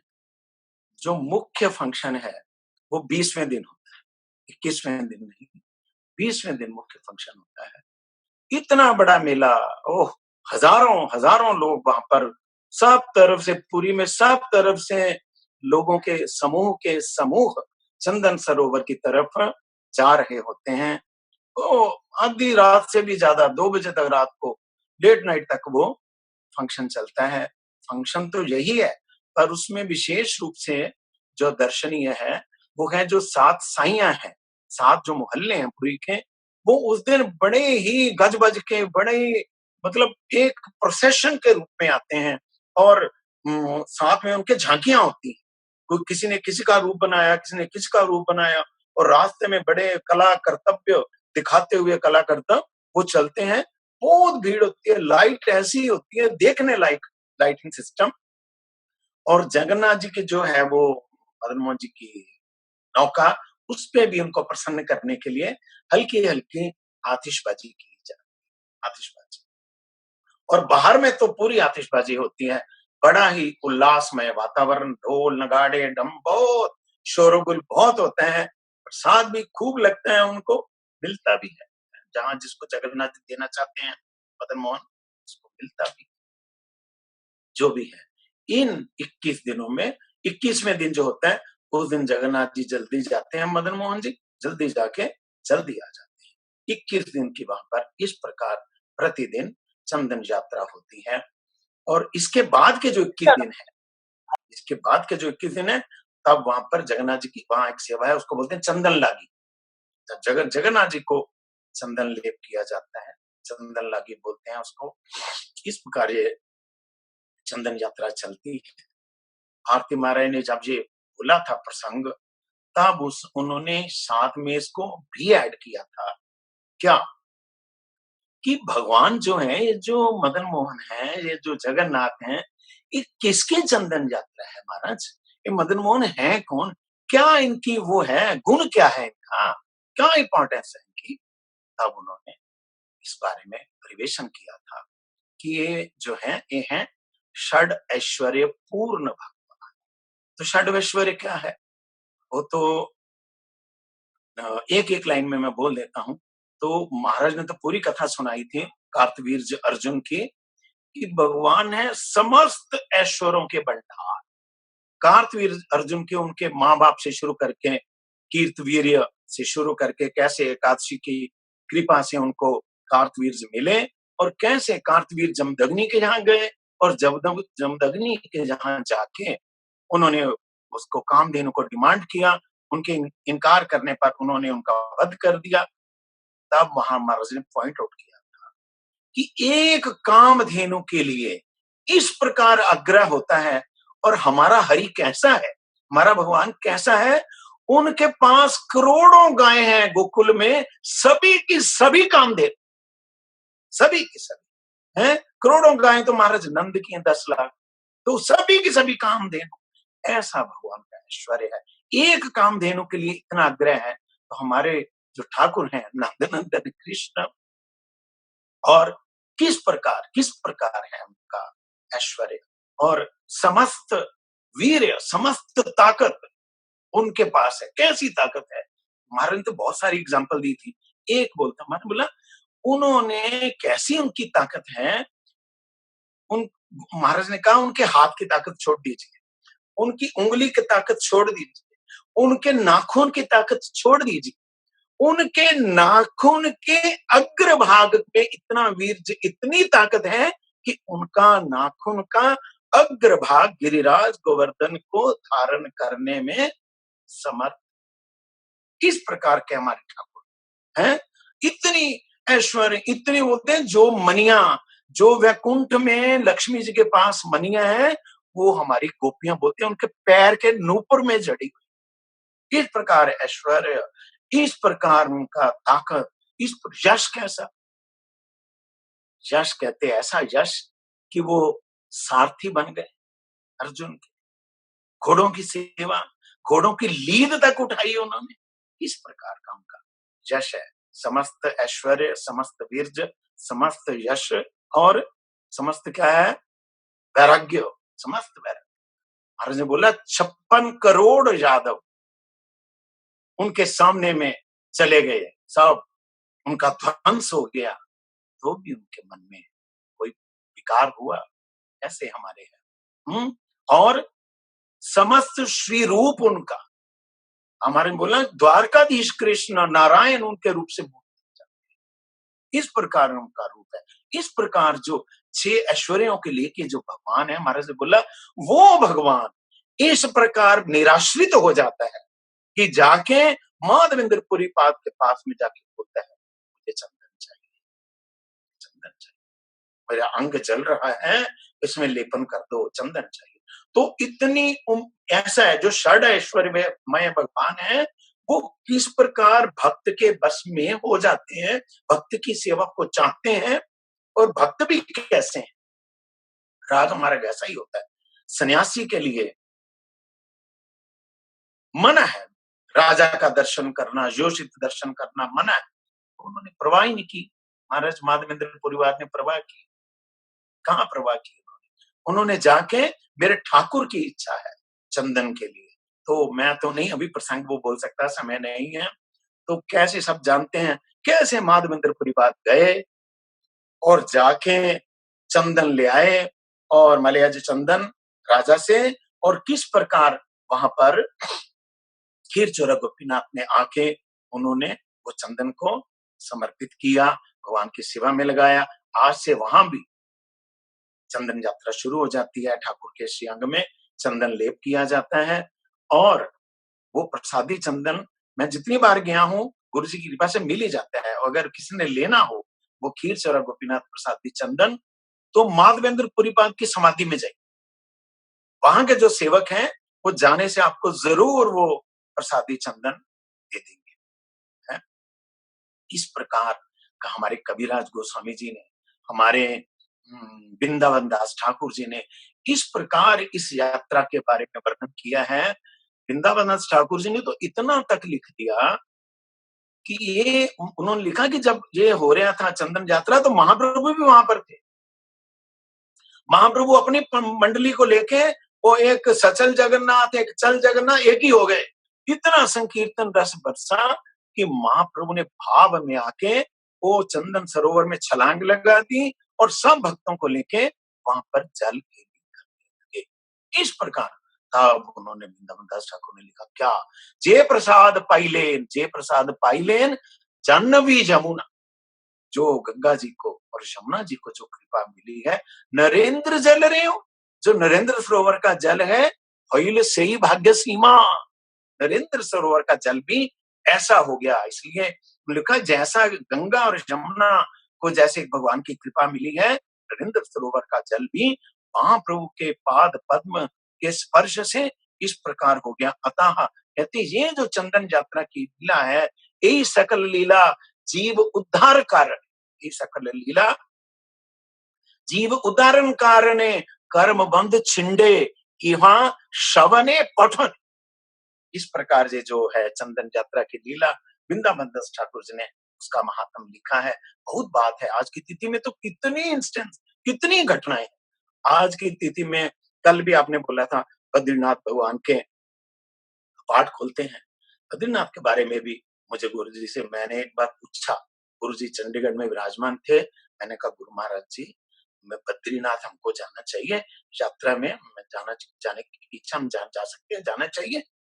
गुरु जी का जवाब था, अरे ऐसे करके धाम है। गुरु जी ने, अरे बद्रीनाथ तो हमारा अपना धाम है। तब से मेरे मन में हो गया इस प्रकार गुरु जी का बद्रीनाथ के बारे में ऐसा श्रद्धा है। जो भी है आज की तिथि में हमारा राजू हमको दिखा रहा था, मुझे कहता देखो प्रभु जी बांके बिहारी जी के चरण दर्शन आज की तिथि में होते हैं, बांके बिहारी जी के। और आज की तिथि में ही गणेश जी महाराज ने महाभारत की लिखना शुरू किया था व्यासदेव जी के कहने पर। बहुत बात है। आज की तिथि में नर नारायण का अवतार है, आज की तिथि में हयग्रीव अवतार है, आज की तिथि में परशुराम जी का अवतार है, परशुराम जी रघुपति अवतार है। अतः कैसे उनका अवतार हुआ बहुत लंबी बात है, अभी समय आज्ञा नहीं देता है। आज की तिथि में एक बात और हमारे बोलते थे महाराज भारती महाराज कि वो भगवान की सेवा में सत्तू लगाना चाहिए, सत्तू। कारण कि आज की तिथि में ही ये ब्रह्मा जी ने ये जो बीज है इसका धान ना जौ का बीज दिया, पृथ्वी में सबसे पहले ये वनस्पति उत्पत्ति हुई। अतः जौ को लेके सत्तू बना के उसको भगवान की सेवा, वो तो बोलते हैं दान करना चाहिए, महाराज बोलते भगवान की सेवा में लगाना चाहिए।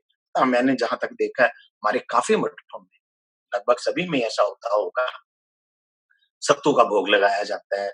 घर में भी हम लगाते हैं, आज की तिथि में ठाकुर की सेवा में लगाते हैं, तुलसी सेवा करते हैं। अतः आज की जो हमारी पत्रिका है उसमें लिखा हुआ है परम पूज्यपाल भक्ति सौध आश्रम महाराज की भी शायद क्या है आविर्भाव तिथि है ना, आविर्भाव तिथि क्यों प्रभु जी भक्ति सौध आश्रम महाराज आविर्भाव जो परम पूज्यपाल भक्ति सौध आश्रम महाराज है उनका हमारे गुरु महाराज की तिथि से संबंध है, इसलिए उनको थोड़ा सा याद किए बिना हम छोड़ नहीं सकते, क्योंकि हमारे गुरु महाराज की शुभ आविर्भाव तिथि में उनका मंगलमय तिरुभाव तिथि। अतः इसलिए वो तो ज्यादा ना बोल के वो प्रभुपाद के जन थे, प्रभुपाद के पास में आए। कैसे आए प्रभुपाद? एक सिर्फ उनकी नदिया प्रकाश पत्रिका, प्रभुपाद की हस्तलिखित पत्रिका नदिया प्रकाश उनके कहीं हाथ में लग गई, और हाथ में लगी पत्रिका कैसे इस प्रकार के महापुरुष प्रभुपाद के बारे में क्या बोलूं मैं। प्रभुपाद एक गांव में गए बांग्लादेश में, गांव में गए तो वहां के लोगों ने प्रभुपाद और साथ में भक्ति विवेक भारती महाराज और भी बड़े बड़े लोग थे प्रभुपाद। तो जब प्रभुपाद चले गए गांव के लोग कहने लगे अरे जो लोग गांव में नहीं थे जो लोग गांव में नहीं थे, जो वापस आए उनके जाने के बाद तो बोलने लगे, अरे आप कहाँ थे, हमारे गांव में सुखदेव गोस्वामी आए, अरे आप लोग वंचित रह गए उनके दर्शन से। सुखदेव गोस्वामी, कैसा उनका प्रभाव था, कैसी उनकी लेखनी थी। उन्होंने वो नदिया प्रकाश में लिखा कि देखिए, हम लोग यहाँ पर संसार में कर्मवीर, धर्मवीर, दानवीर ये बनने के लिए नहीं आया है, यहाँ पे पुण्य कर्म कमाने के लिए नहीं आया आप लोग, केवल मात्र कृष्ण भजन ओनली। जैसे आप कल कह रहे थे, हमारे गुरुजी ने लिखा, ओनली कृष्ण भजन, ओनली ना साधयति माम योग, ना सांख्य धर्म उद्धव, ना स्वाध्याय, ना तपस्यागो, यथा भक्ति ममर्जिता। जिस प्रकार मेरी भक्ति के बस में कर लेती हैं और मैं किसी प्रकार से बस में नहीं होता हूँ, अतः अनन्य कृष्ण भजन करना ही ये प्रभुपाद का उपदेश है, वही हमारे परम गुरु जी का है, वही हमारे गुरु जी का है। अतः इस बात को पढ़ के वो आश्रम महाराज प्रभुपाद के चरणों में आकृष्ट हुए, बस चले गए तो चले ही गए, उनका चरणाश्रय किया। बहुत शिक्षित थे उस जमाने में, ग्रेजुएट थे वो साइंस में। तो वो जब चले गए तो प्रभुपाद जी उनको खेती में लगा दिया, इतने पढ़े लिखे लड़की को खेती में लगा दिया। जब वो गुरुजी ने आज्ञा की है, खेती में लग गए, प्रभुपाद प्रसन्न हो गए। उनको फिर बाद में जो प्रभुपाद का भक्ति विनोद इंस्टीट्यूट था, स्कूल, उसमें अध्यापक नियुक्त किया। बहुत बात है, हमने तो केवल उनको स्मरण करना है। और बाद में बन गोस्वामी महाराज ने भी उन्हें, जो उनका कॉलेज जहाँ यूनिवर्सिटी थी उसमें वाइस प्रेसिडेंट बनाया, उनको लिया। बहुत विद्वान व्यक्ति थे। उन्होंने हमारे परम गुरु जी को देखा कि परम गुरु महाराज ने संन्यास कहाँ से लिया है। परम गुरु महाराज ने संन्यास लिया था, आप जानते हैं, हमारे परम गुरु महाराज ने परम पूज्यपाद समय भक्ति गौरव व्याख्यानस महाराज को अपना संन्यास गुरुवर किया था। अतः परम गुरु महाराज को देख के ही उन्होंने भी परम पूज्यपाद व्याख्यानस महाराज से संन्यास ग्रहण किया। और उनकी जो समाधि है वो वहां पर मायापुर में सबसे पहले आएंगे, अगर हुलार घाट से आप, सबसे पहले समाधि उन्हीं की है। हम लोग अभी भी गए थे, जब गए थे उनको प्रणाम करने जाते हैं। हमारे गुरु महाराज की तिथि में उनकी तिथि पड़ती है। तो मेरे ख्याल से मिश्रा जी समय काफी हो गया है, क्षमा करें। वांछा कल्पतरुभ्यश्च कृपा सिंधुभ्यः च पतितानां पावनेभ्यो वैष्णवेभ्यो नमो।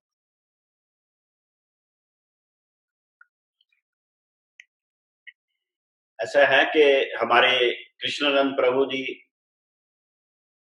बड़ी कृपा कर रहे हैं। गुरु महाराज जी की महिमा कीर्तन में हमको कहाँ कहाँ घुमा रहे हैं। घर बैठे लॉकडाउन में हमें लग रहा है कि हम अभी जगन्नाथपुरी पहुंच गए थे, तो मां चंदन यात्रा दर्शन कर रहे थे। सारा एकदम चित्र सजीव हो गया। मेरी आप सबसे एक प्रार्थना है, आज अक्षय तृतीया है और गुरु जी का हमको जब दीक्षा मिलती है तो वो भिक्षा के लिए बोलते हैं। तो मैं आपसे एक भिक्षा मांगता हूं, भवती भिक्षाम देहि भगवान भिक्षाम देहि।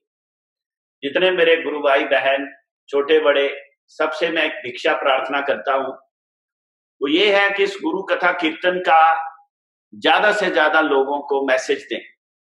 यही आपकी सबसे बड़ी कंट्रीब्यूशन।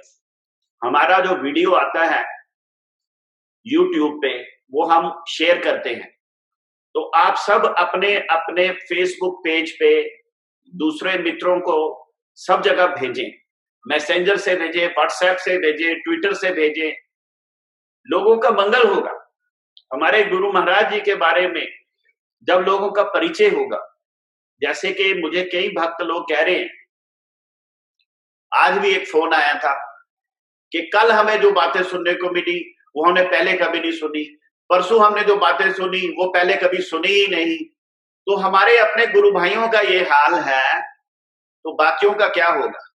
कल आपको याद है हमारे कुलदीप प्रभु जी ने उनकी यायावर महाराज जी की बात सुनाई कि महाराज जी ने क्या देखा, एक जवान लड़का स्नेक बाइट से मर गया। तो महाराज जी कहते रुक जाओ, अभी इसका अंतिम संस्कार नहीं करना, मैं इसको कोशिश करता हूं। तो उन्होंने भागवत से वो प्रसंग पढ़ा, काली नाग नथैया और लड़का जीवित हो गया। आज इस कोरोना वायरस ने सारी दुनिया को स्नेक बाइट कर दी हुई है। सब लोग अचेत हो चुके हैं। अब इसमें कौन जागेगा, कौन बचेगा, वो वही जानते हैं। गुरु कथा कीर्तन श्रवण करने वाले ही इसमें से उठ सकते हैं। जैसे यायावर महाराज ने उठा दिया था, वही बचने का एक उपाय है। कोई साइंस नहीं हमें बचा रही, कोई वैक्सीनेशन नहीं बन रहा, कोई कुछ नहीं हो रहा। 3 मई के बाद कहते हैं कहीं कहीं पे खोलेंगे, कुछ कुछ करेंगे, पता ही नहीं चल रहा है अभी कब तक चलेगा, कब स्कूल खोलेंगे, कब क्या होगा। तो मेरे कहने का मतलब है, सारी दुनिया को snake bite of corona virus हो चुका है। ऐसी सिचुएशन में सबको ये गुरु महिमा बताइए।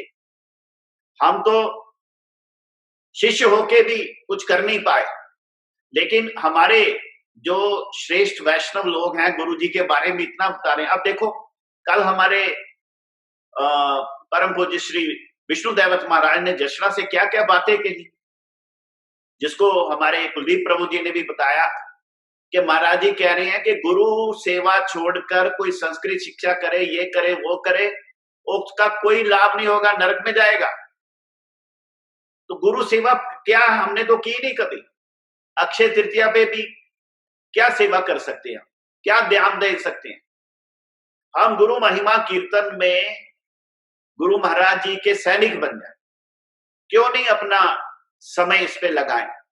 मेरा सिर्फ एक भाव है, मेरी हाथ जोड़ के ये प्रार्थना है, कोई ऐसा भक्त गुरु जी का हाइया चिन्ह हाईबेन ऐसा हो ना जो ये जिज्ञासु हो गुरु जी के बारे में, और उसे बाद में पता चले कि अरे मेरे से इतना बढ़िया प्रोग्राम मिस हो गया, मैं लॉकडाउन में डिप्रेशन में रहा, क्या फायदा हुआ। तो मेरी आप सबसे ये अपेक्षा है कि इस अक्षय तृतीया को इस गुरु कथा के प्रोग्राम के बारे में आप फोन करके पर्सनली सबको बताएं, सबको गाइड करें। देखिए, जगन्नाथपुरी से मैं कब से उनको फोन कर रहा था, वो मेरी बात विजय लांबा ने उनको समझाई कैसे जूम डाउनलोड करना है, कैसे कनेक्ट करना है। 2 दिन वो ट्राई करते रहे। आज महाराज जी ने, परमार्थी महाराज ने गुरु जी की महिमा कीर्तन किया और क्या बोला, जो लोग हमारे गुरु महाराज जी के द्वारा श्रवण करेंगे, उनके बारे में श्रवण करेंगे, उनका अवश्य मंगल होगा। अगर हम अपना भी मंगल चाहते हैं और दूसरों का भी मंगल चाहते हैं, तो इसी उद्योग में हम लग जाए। वैसे मैं आपको बता दूं, हमारे सभी मठों में, श्री चैतन्य गौड़ीय मठ के मठों में आज अक्षय तृतीया पे बहुत सारा प्रसाद बांटा गया।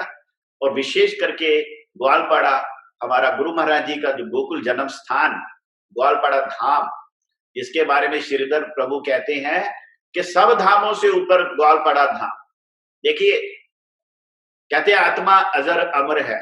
तो जब भगवान कृष्ण द्वारका उसमें आए द्वापर में, तब भी तो हमारी आत्मा ने कहीं ना किसी रूप में जन्म लिया होगा, तो तब भी रह गए। महाप्रभु के टाइम में हम होंगे तब भी रह गए। तो अल्टीमेटली कृपा तो हमें गुरु महाराज जी के द्वारा ही मिली। तो सबसे बड़ा धाम तो हमारा गुरु जी का जन्म स्थान ही हुआ। तो ग्वालपाड़ा धाम में भी आज उन्होंने गुरु महाराज जी के नाम से बहुत सारे भक्तों को प्रसाद वितरित किया अक्षय तृतीया के नाम। तो हम लोग जो काम करते हैं, अगर उसका बेनिफिट गुरु जी की पॉकेट में जाता है तो वो भक्ति मिलता है। और जिस काम का फल गुरु जी की पॉकेट में नहीं जाता, वो भक्ति नहीं, वो कर्म हो जाता है। तो अभी प्रभु जी ने बोला, हम कर्मवीर, दानवीर, धर्मवीर बनने नहीं आए हैं, हम केवल मात्र अपने गुरु महाराज जी के चरणों के धूलि के दास बनने आए। That is our objective. तो इस अक्षय तृतीया में हमारा कितना सौभाग्य है कि हमने कितनी महिमा सुनी। और चंदन यात्रा, मुझे नहीं लगता 90% लोगों ने भी कभी चंदन यात्रा के बारे में इतना विशद वर्णन सुना होगा। और देखिए, हमारे गुरु महाराज ने तो 10 साल जगन्नाथपुरी में रह के ये सब कुछ देखा है अपनी आंखों से। किस प्रकार गुरु महाराज जी ने वहां पे कीर्तन किया होगा, किस प्रकार गुरु महाराज जी वहां भक्तों के साथ जाते होंगे। ये चीज हमें बचा सकती है इस भयंकर भयावह स्थिति में। मेरी आपसे यही याचना है, यही हाथ जोड़ के प्रार्थना है। और मेरी गुरु महाराज से यही प्रार्थना है कि वो अपनी कृपा बरसाएं और आपकी महिमा कीर्तन करने में मेरे जीवन का एक एक श्वास, एक एक रोम लग जाए। इसी के साथ वांछा कल्पतरुभ्यश्च कृपा सिंधु भैवचा पतितानां पावनेभ्यो वैष्णवेभ्यो नमो नमः।